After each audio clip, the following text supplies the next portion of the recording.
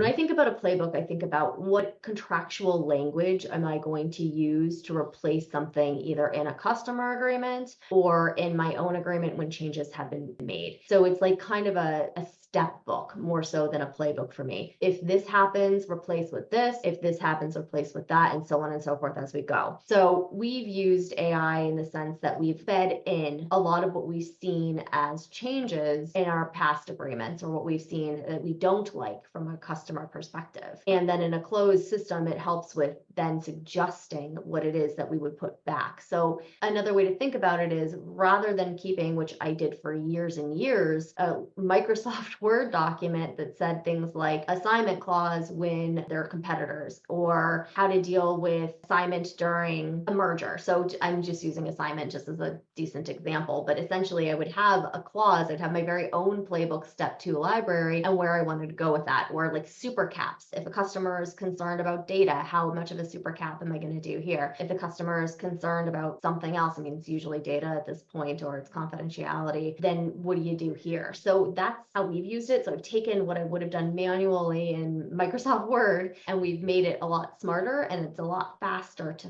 find that clause, because even if I'm super comfortable with my Word document, I'm still scrolling through to find it. And it does offer some suggestions back in terms of a next step if it's gone so far that I don't have suggestions that I've done previously. That's really interesting. Was that you that put that together off your own back, or was that a company objective at the time you started? Oh, that was me because I'm trying to save myself time, right? I'm sure that a lot of our attendees have done the same thing because you don't want to reinvent the wheel each and every time. You want to move on to the next document.